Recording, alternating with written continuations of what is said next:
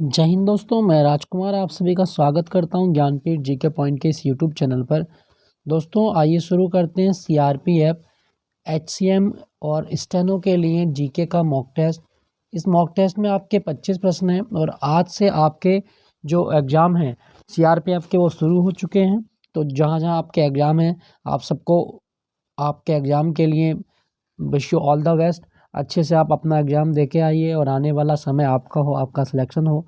तो इन्हीं कामनाओं के साथ में इन्हीं शुभकामनाओं के साथ आज की क्लास में शुरू करता हूं। तो चलिए पहले प्रश्न की ओर बात करते हैं। दोस्तों ये जो मॉक टेस्ट है इसमें जो प्रश्न है वो 26 से लेके 50 तक प्रश्न इसमें शामिल हैं। तो 25 प्रश्नों का अभ्यास करते हैं। पहला प्रश्न है आपका कि संयुक्त राष्ट्र ग्लोबल कॉम्पैक्ट अर्थात यूएनजीसी द्वारा जल प्रबंधन के लिए ग्लोबल एसडीजी पायनियर के रूप में मान्यता प्राप्त करने वाले पहले भारतीय कौन बने हैं। दोस्तों संयुक्त राष्ट्र ग्लोबल कॉम्पैक्ट ने जो एसडीजी पायनियर अवार्ड दिया है वो किसको दिया, तो रामकृष्ण मुक्काबिल्ली। तो सही जवाब होगा आपका ऑप्शन ए, रामकृष्ण मुक्काबिल्ली जो हैं ये पहले भारतीय बने हैं जिन्हें एसडीजी पायनियर अवार्ड दिया गया है। याद रखिएगा, इंपॉर्टेंट है। ठीक है, इसका सही जवाब होगा आपका ऑप्शन ए। दोस्तों अगर आपसे पूछा जाए कि जो संयुक्त राष्ट्र संघ के मतलब एसडीजी सतत विकास लक्ष्य वो कितने हैं, तो यूएनओ के 17 सतत विकास लक्ष्य हैं। ये संख्या आप याद रखिएगा। ठीक है, अगले प्रश्न की ओर चलते हैं। निम्नलिखित में से कौन फारसी, अरबी और तुर्की के साथ साथ संस्कृत, हिंदी और राजस्थानी के प्रख्यात विद्वान थे। तो दोस्तों इनमें से कौन व्यक्ति है जो फारसी, अरबी और तुर्की का विद्वान होने के साथ साथ संस्कृत, हिंदी और राजस्थानी के प्रख्यात विद्वान थे, वो थे अब्दुल रहीम खाने खाना। ऑप्शन डी, अब्दुल रहीम खाने खाना ये तुर्की के, फारसी के, अरबी के, संस्कृत के, हिंदी के विद्वान थे। बैरम खां के पुत्र माने जाते हैं, अकबर के नवरत्नों में से एक हैं। तो आप याद रखिएगा अब्दुल रहीम खाना खाना। और इनका मकबरा कहाँ पर है, अब्दुल रहीम खाने खाना का मकबरा नई दिल्ली में है। ये भी आप याद रखना, अकबर के नवरत्न में से एक है। ठीक है। अच्छा दोस्तों यहाँ पे ना लिखा गया है बीरबल। बीरबल का असली नाम पूछा जाता है आपके एग्जाम में, तो आप याद रखना बीरबल का असली नाम क्या था, महेश दास। बीरबल का असली नाम क्या था, तो महेश दास ये बीरबल का असली नाम है। क्लियर दोस्तों, तो ये आप याद रखिएगा। क्वेश्चन संख्या 28 पे चलते हैं। हाल ही में अंतर्राष्ट्रीय क्रिकेट एसोसिएशन की पहली महिला अध्यक्ष कौन बनी है। दोस्तों इंटरनेशनल क्रिकेट एसोसिएशन की पहली महिला जो बनी वो बनी है लीजा स्टालेकर। लीजा स्टालेकर यानी कि ऑप्शन बी। याद रखिएगा लीजा स्टालेकर ये पहली महिला हैं जो क्रिकेटर्स अंतर्राष्ट्रीय क्रिकेटर्स एसोसिएशन की अध्यक्ष बनी है। ऑस्ट्रेलिया की हैं, याद रखिएगा। दोस्तों अगर क्रिकेट की बात हो रही है ना, अगर आपसे पूछा जाए कि क्रिकेट के मैदान की मतलब पिच होती है, पिच की लंबाई कितनी होती है, तो क्रिकेट के पिच की लंबाई 22 गज होती है। या आप याद रखना कि क्रिकेट के पिच की लंबाई 22 गज। साथ साथ मैं आपको एक चीज़ बता दूं, अगर क्वेश्चन आए कि जो क्रिकेट का बल्ला होता है वो कितने इंच का होता है, 38 इंच बल्ले की लंबाई होती है। ठीक है, याद रखिएगा। नेक्स्ट प्रश्न की ओर चलते हैं। जुलाई 2022 में किसने एफएटीएफ अर्थात फाइनेंशियल एक्शन टास्क फोर्स के अध्यक्ष के का पदभार ग्रहण किया है। दोस्तों एफएटीएफ का जो अध्यक्ष बने ये सिंगापुर के व्यक्ति हैं और इनका नाम है T Raja Kumar. Option C, T Raja Kumar FATF के अध्यक्ष बने हैं। याद रखना एफएटीएफ का मुख्यालय किस शहर में, पेरिस में। एफएटीएफ का मुख्यालय पेरिस में है और ये मनी लॉन्ड्रिंग के लिए कार्य करता है। ठीक है, मनी लॉन्ड्रिंग के लिए मतलब है कि जिस किसी देश को जो पैसा मिलता है वो उसका सही उपयोग करता है या नहीं करता है, तो उसकी जांच करने का काम है, मनी लॉन्ड्रिंग करने का काम है एफएटीएफ का। तो इसका मुख्यालय जरूर याद रखना पेरिस में है और इसके अध्यक्ष हैं T Raja Kumar. Clear. Next प्रश्न की ओर चलते हैं। बाल गंगाधर तिलक द्वारा संपादित कौन सा समाचार पत्र ब्रिटिश शासन के सबसे कटु आलोचकों में से एक था। दोस्तों बाल गंगाधर तिलक का जो पत्र है वो है आपका, इनमें से वो है आपका केसरी। तो केसरी जो पत्र है आपका ये मराठी भाषा में छपता था और इसने ब्रिटिश शासन की भारत में कटु आलोचना की है। ये आप याद रखना। तो केसरी बाल गंगाधर तिलक का समाचार पत्र था जो मराठी भाषा में पब्लिश होता था, आप याद रखिएगा। क्लियर दोस्तों। दोस्तों इनका ना एक पत्र आपके एग्जाम में और पूछा जाता है, वो पत्र कौन सा है आपका, तो दूसरा समाचार पत्र है इनका मराठा। याद रखना मराठा समाचार पत्र, और मराठा जो है ये अंग्रेजी भाषा में छपता था। ठीक है, तो बाल गंगाधर तिलक के दो पत्र हैं, एक केसरी और एक मराठा। क्लियर दोस्तों। बाल गंगाधर तिलक की ना एक किताब आपसे एग्जाम में बहुत पूछता है और वो है गीता रहस्य। तो कभी क्वेश्चन आए कि गीता रहस्य किताब किसके द्वारा लिखी गई है, तो बाल गंगाधर तिलक के द्वारा गीता रहस्य किताब लिखी गई है। इन्होंने 1916 में होम रूल लीग भी शुरू की थी। तो कभी क्वेश्चन आपसे पूछा जाता है कि होम रूल लीग की शुरुआत कब हुई है। दोस्तों 1916 में होम रूल लीग की शुरुआत की गई थी, याद रखिएगा। क्लियर दोस्तों।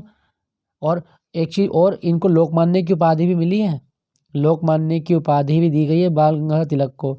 और बाल गंगाधर तिलक जो है, इन्होंने शिवाजी उत्सव और इन्होंने गणेश उत्सव की शुरुआत भी की थी महाराष्ट्र में। क्लियर। तो आपसे पूछा गया था कि कौन सा समाचार पत्र था, वो है आपका केसरी। नेक्स्ट प्रश्न है, 21 अगस्त 2022 को भारत की पहली हाइड्रोजन ईंधन सेल बस का शुभारंभ कहाँ किया गया। दोस्तों भारत की पहली हाइड्रोजन ईंधन सेल जो बस चली है, ये अगस्त 2022 में चली थी और ये चली है पुणे में। ऑप्शन डी, पुणे में भारत की पहली हाइड्रोजन ईंधन सेल बस चली है, आप याद रखना। ठीक है दोस्तों कभी क्वेश्चन पूछा जाए आपसे कि भारत में कौन सा शहर है जिसे दक्कन की रानी कहा जाता है, तो आप याद रखना, दक्कन की रानी जो कहा गया है ये पुणे को कहा जाता है। दक्कन की रानी किस शहर को कहा गया है। दोस्तों पुणे को दक्कन की रानी कहा जाता है, आप याद रखिएगा। और भविष्य का ईंधन किसे कहा गया, हाइड्रोजन को भविष्य का ईंधन कहा गया है। क्लियर दोस्तों, याद रखना। तो अगले प्रश्न की ओर चलते हैं, क्वेश्चन संख्या 32। क्वेश्चन संख्या 32 क्या कहा गया है, उड़ीसा में गजपति साम्राज्य की स्थापना निम्नलिखित में से किस वर्ष हुई थी। दोस्तों उड़ीसा में जो गजपति साम्राज्य है, ये आपका कब बना था, 1435 ईस्वी में। ऑप्शन ए, 1435 ईस्वी में बना। और ये पूर्वी गंग वंश के बाद जो शासन करने वाला वंश था, आप याद रखना।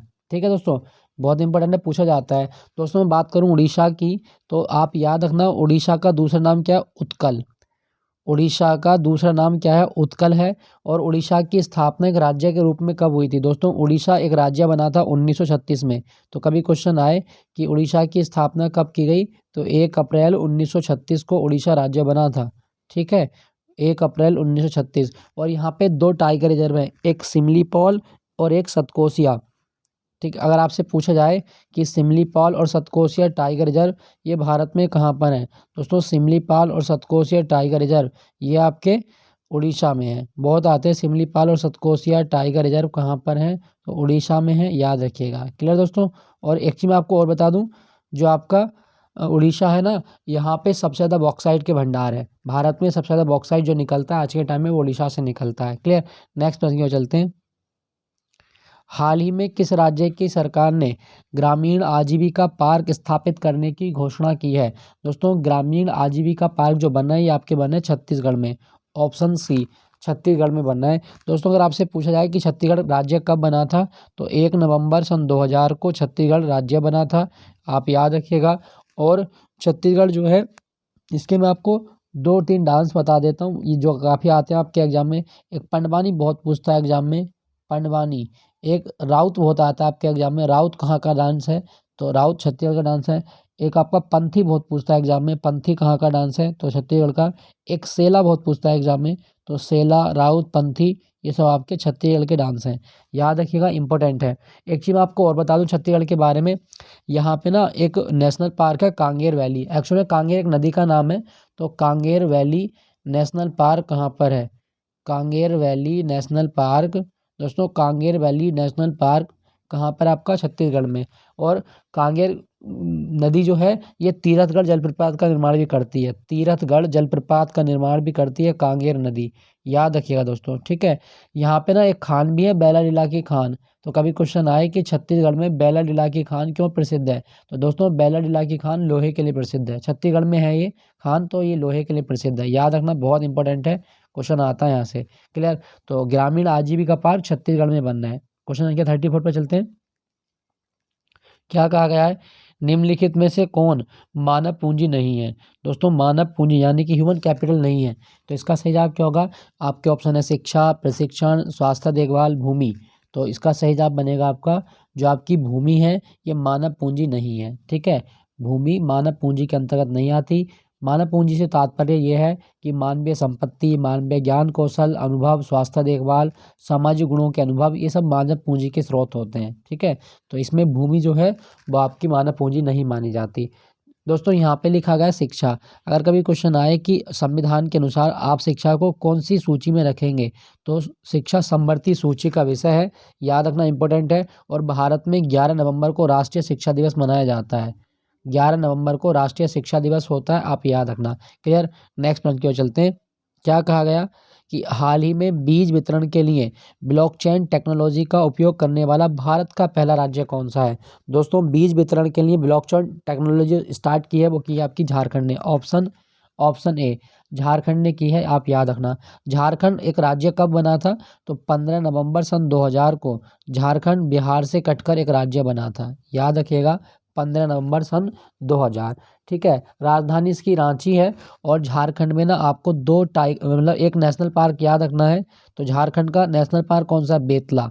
तो कभी क्वेश्चन आए कि बेतला नेशनल पार्क भारत के किस राज्य में है, दोस्तों बेतला नेशनल पार्क झारखंड में है। और पलामू टाइगर रिजर्व है, और ये झारखंड में है। तो बेतला नेशनल पार्क और पलामू टाइगर रिजर्व किस राज्य में, झारखंड में है।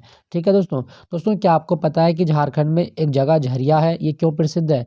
तो झारखंड का झरिया क्यों प्रसिद्ध है, आप याद रखना, कोयले की खान के लिए झरिया प्रसिद्ध है। तो झरिया जो है कोयला क्षेत्र है झारखंड का। क्लियर। और झारखंड में आपको क्या याद रखना है, यहाँ का नया साल। दोस्तों झारखंड का नया साल सरहुल कहलाता है। ठीक है। सरहुल नंबर से कहाँ का, तो झारखंड का नया साल सरहुल कहलाता है, आप याद रखना। क्लियर। चलिए अगले प्रश्न की ओर चलते हैं। तो इसका सही जवाब होगा पहला राज्य ब्लॉकचेन टेक्नोलॉजी के लिए, वो है आपका झारखंड। नेक्स्ट है आपका, निम्नलिखित में से कौन सा तलवार नृत्य कुमाऊं क्षेत्र की जनजातीय युद्ध कला परंपरा को चित्रित करता है। दोस्तों कुमाऊं क्षेत्र में जो किया जाता है वो किया जाता है छोलिया। ऑप्शन डी छोलिया नृत्य, ये कुमाऊं क्षेत्र का एक मार्शल आर्ट है, आप याद रखिएगा।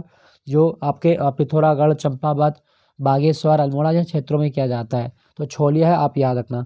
अच्छा गैर और चरी ये कहाँ के डांस हैं, ये दोनों राजस्थान के डांस हैं।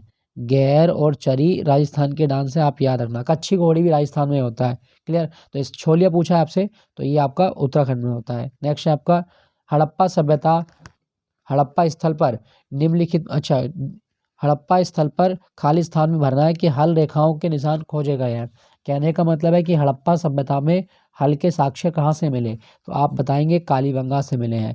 ठीक है दोस्तों, कालीबंगा जो राजस्थान के गंगानगर जिले में है, यहाँ से हल के साक्ष्य देखे गए हैं। तो ये आप याद रखना, इंपॉर्टेंट है। ठीक है। और कालीबंगा जो है ये कौन सी नदी पर था, घग्गर। कालीबंगा घग्गर नदी के तट पर था, आप याद रखिएगा। क्वेश्चन आता है आपके एग्जाम में, तो घग्गर नदी बहती है यहाँ पे। क्लियर दोस्तों, याद रखें। दोस्तों यहाँ पे लिखा गया आपका लोथल।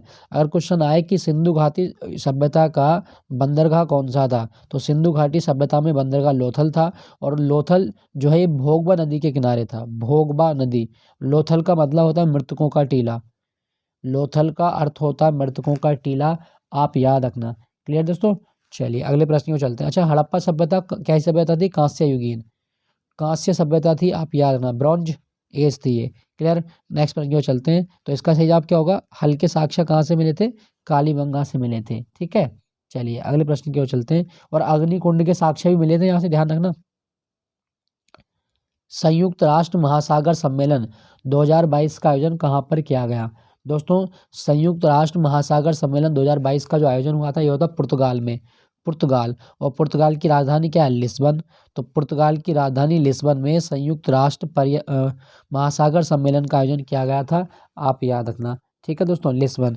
अच्छा यहाँ पे मैं आपको एक चीज़ बता दूं, अगर आपसे क्वेश्चन पूछा जाए कि विश्व महासागर दिवस कब मनाया जाता है, दोस्तों प्रतिवर्ष 8 जून को विश्व महासागर दिवस मनाया जाता है। प्रतिवर्ष 8 जून को विश्व महासागर दिवस होता है, आप याद रखिएगा। क्लियर दोस्तों। चलिए अगले प्रश्न की ओर चलते हैं। मोतीलाल नेहरू मोतीलाल नेहरू की अध्यक्षता में भारतीय संविधान के मसौदे को तैयार करने के लिए किस वर्ष एक समिति का गठन किया गया था। दोस्तों मोतीलाल नेहरू की अध्यक्षता में जो समिति बनी थी, जो किस लिए बनाई गई थी, संविधान की ड्राफ्ट को तैयार करने के लिए वो समिति बनी थी 1928 में। ऑप्शन सी इसका सही जवाब है। वर्ष 1928 में संविधान का मसौदा तैयार करने के लिए समिति का गठन किया गया था, यह आप याद रखना। ठीक है दोस्तों। अच्छा अगर आपसे पूछा जाए कि स्वराज पार्टी किसने बनाई थी, दोस्तों स्वराज पार्टी मोतीलाल नेहरू ने ही बनाई थी। स्वराज पार्टी मोतीलाल नेहरू के द्वारा बनाई गई थी। और मैं आपको एक चीज़ बता दूं कि स्वराज पार्टी कब बनी थी, 1923 में।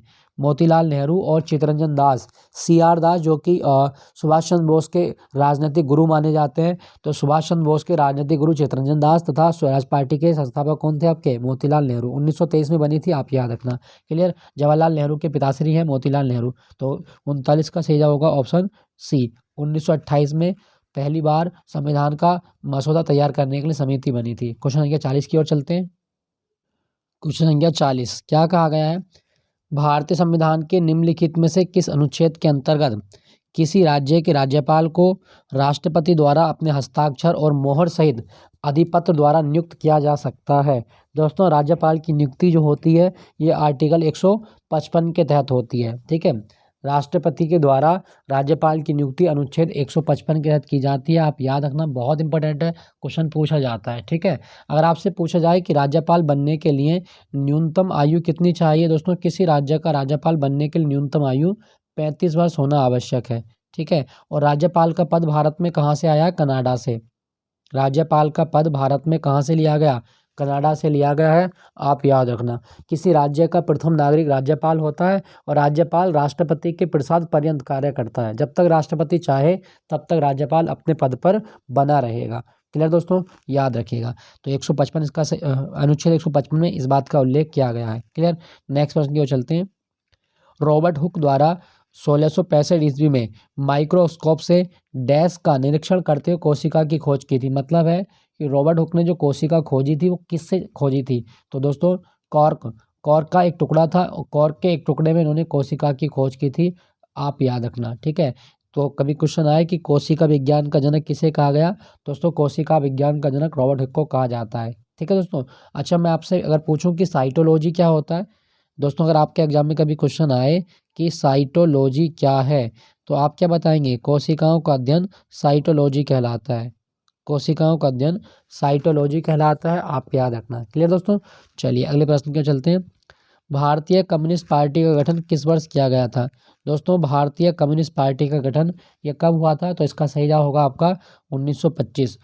1925 में भारतीय कम्युनिस्ट पार्टी बनी थी और इसके मतलब अध्यक्ष मतलब संस्थापक कौन थे, एम एन रॉय।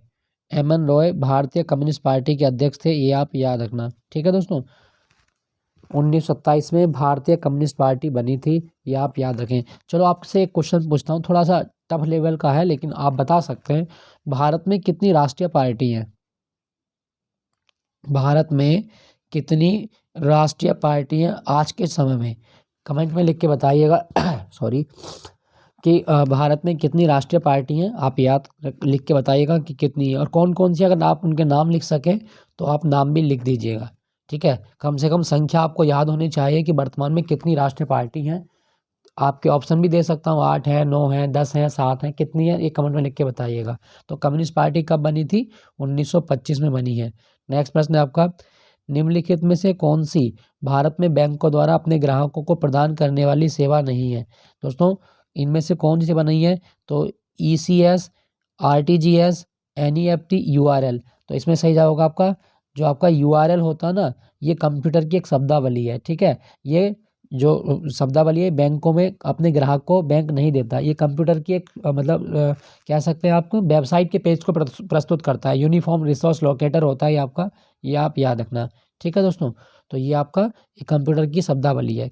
नेक्स्ट आपका, किसी जीव के किसी जीव के आधार युग्म अनुक्रम में परिवर्तन की क्रिया क्या कहलाती है, दोस्तों किसी जीव के आधार युग्म परिवर्तन में की प्रक्रिया को हम क्या बोलेंगे, उत्परिवर्तन, म्यूटेशन कहा जाता है। ऑप्शन डी इसका सही जवाब है, म्यूटेशन होता है। इसका मतलब क्या है, जब किसी जीन के लिए DNA में कोई स्थायी परिवर्तन होता है, मतलब DNA में कोई परमानेंट चेंजिंग हो जाएगी तो इसे बोलेंगे उत्परिवर्तन। यह कोशिकाओं के विभाजन के समय किसी दोष के कारण पैदा हो सकता है या फिर पराबैंगनी किरणों की वजह से, रासायनिक तत्व या वायरस से भी हो सकता है, तो म्यूटेशन कहलाता है, आप याद रखना। ठीक है दोस्तों, चलिए अगले प्रश्न की ओर चलते हैं। क्वेश्चन संख्या 45। क्वेश्चन आपका, अरुणाचल प्रदेश राज्य की सबसे ऊंची चोटी कौन सी है, दोस्तों अरुणाचल प्रदेश की सबसे ऊंची चोटी है गौरी चेन। अरुणाचल प्रदेश की सबसे ऊंची चोटी गौरी चेन है और गौरी चेन का दूसरा नाम क्या है, कंगतो। तो कंगतो अरुणाचल प्रदेश की सबसे ऊंची चोटी है, आप याद रखना। और इसकी ऊंचाई कितनी है, 7060 मीटर। तो कंगतो या गौरी चेन ये अरुणाचल की सबसे ऊंची चोटी है। दोस्तों मैं आपको एक चीज़ बता दूं, अगर आपसे पूछा जाए कि अरुणाचल प्रदेश एक राज्य कब बना था, तो 20 फरवरी 1987 को अरुणाचल प्रदेश की स्थापना एक राज्य के रूप में की गई है। तो आप याद रखना, अभी इसका स्थापना दिवस मनाया गया था 20 फरवरी को, तो ये आप याद रखिएगा। और अरुणाचल की राजभाषा क्या है आपकी, अंग्रेजी। अरुणाचल प्रदेश की राजभाषा क्या है, अंग्रेजी यहाँ की राजभाषा है, आप याद रखना। दोस्तों अरुणाचल प्रदेश के ना मैं आपको दो नेशनल पार्क बता देता हूँ। एक आपसे पूछता है नामदफा नेशनल पार्क, तो कभी क्वेश्चन आए कि नामदफा, एक्चुअली टाइगर रिजर्व है। नामदफा टाइगर रिजर्व कहाँ पर है आपका, अरुणाचल प्रदेश में। और मौलिंग नेशनल पार्क कहाँ पर है, तो मौलिंग नेशनल पार्क आपका अरुणाचल प्रदेश में है। Mouling national park Arunachal Pradesh, clear. चलिए तो इसका सही जवाब क्या होगा, ऑप्शन सी कंगतो। हुंड्रू जलप्रपात किस नदी पर है, दोस्तों हुंड्रू, हुंड्रू जलप्रपात जो है ये आपको मिलेगा स्वर्ण रेखा नदी पर। तो स्वर्ण रेखा नदी कहाँ पर बहती है आपकी, झारखंड में। तो हुंड्रू जलप्रपात आपका झारखंड में है, स्वर्ण रेखा नदी पर, आप याद रखना। ठीक है दोस्तों।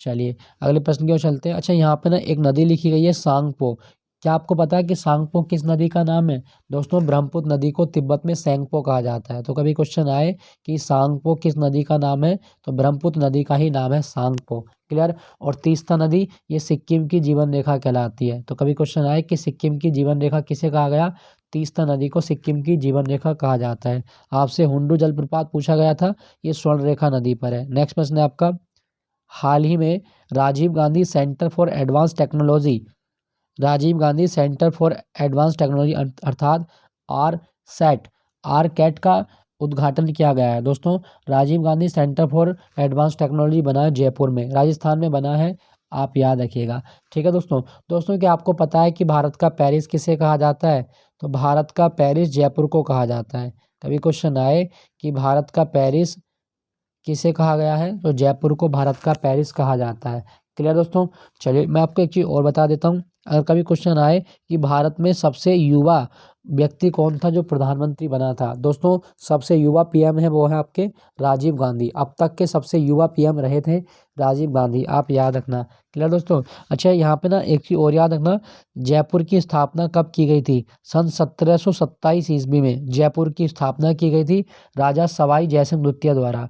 तो सवाई जयसिंह द्वितीय द्वारा जयपुर की स्थापना की गई है, आप याद रखना, सन 1727 में, क्लियर। तो इसका सही होगा जयपुर। नेक्स्ट आपका, निम्नलिखित में से क्या खाद्य और जल प्रदूषण का कारण नहीं है, दोस्तों खाद्य और जल प्रदूषण का कारण नहीं है, नहीं है बताना है, तो वह है आपका आवारा जानवर द्वारा काटना। बाकी खाद्य पदार्थों का अनुचित भंडारण, कारखानों से निकला रासायनिक अपवाह, वातावरण में मौजूद संक्रामक जीव, ये सब खाद्य और जल प्रदूषण का कारक हो सकते हैं। लेकिन आवारा कुत्तों, आवारा जानवरों द्वारा काटना ये आपका कोई कारण नहीं है। ठीक है दोस्तों, याद रखिएगा। अच्छा क्या आपको पता है कि भारत में केंद्रीय प्रदूषण नियंत्रण बोर्ड कब बना था, दोस्तों भारत में केंद्रीय प्रदूषण नियंत्रण बोर्ड जो बना था ये बना है आपका 1974 में। तो भारत में केंद्रीय प्रदूषण नियंत्रण बोर्ड की स्थापना कब की गई, 1974 में की गई थी, आप याद रखना, क्लियर। चलिए अगले प्रश्न की ओर चलते हैं। निम्नलिखित में से कौन सी आयु सत्यापन परीक्षण विधि नहीं है जिसमें हाथ और कलाई के रेडियोग्राफी के आधार पर मूल्यांकन किया जाता है, दोस्तों कौन सी ऐसी आयु सत्यापन परीक्षण विधि नहीं है, तो इसका सही जवाब होगा ग्रीवा कसेरो की परिपक्वता विधि। ग्रीवा कसेरो की परिपक्वता विधि आयु सत्यापन की परीक्षण की विधि नहीं है। ठीक है, इसका सही जवाब होगा आपका ऑप्शन, ऑप्शन सी, क्लियर। चलिए अगले प्रश्न की ओर चलते हैं। पिता की संपत्ति में पुत्रियों को समान अधिकार देने के लिए हिंदू उत्तराधिकार अधिनियम 1956 को किस वर्ष संशोधित किया गया था, दोस्तों पिता की संपत्ति में पुत्रियों का अधिकार है और हिंदू उत्तराधिकार अधिनियम 1956 के तहत इसको कब संशोधित किया गया, तो 2005 में, ऑप्शन बी 2005 में ये संशोधन किया गया है, आप याद रखना। ठीक है दोस्तों। दोस्तों अगर आपसे कभी पूछा जाए कि भारत में सूचना का अधिकार अधिनियम कब लागू हुआ था, तो आप याद रखना सूचना का अधिकार अधिनियम भारत में जो लागू हुआ था दोस्तों, ये 2005 में ही लागू हुआ था। 12 अक्टूबर को हुआ था सूचना का अधिकार अधिनियम लागू। ठीक है दोस्तों, मैं आपको ना 2010 लिखा गया है, इससे मैं आपको 2 क्वेश्चन बता देता हूँ। जैसे आपसे कभी पूछा जाए 2010 से एक क्वेश्चन ये पूछ सकता है आपके एग्जाम में कि भारत में सबसे पहले जो कॉमनवेल्थ खेल हुए थे वो कब हुए थे। तो दोस्तों, भारत में सबसे पहले कॉमनवेल्थ खेल जो हुए थे वो 2010 में हुए थे, नई दिल्ली में। ठीक है, याद रखना इसके बारे में, नई दिल्ली में। क्लियर। तो दोस्तों, आज का मॉक टेस्ट यही था, आपके 25 प्रश्नों का अभ्यास हमने किया। आई होप ये सेशन आपको अच्छा लगा होगा। अच्छा लगा हो तो एक लाइक कीजिएगा और मिलता हूँ आपको अगले मॉक टेस्ट के साथ में। Thank you for watching Gyanpeeth ji के पॉइंट।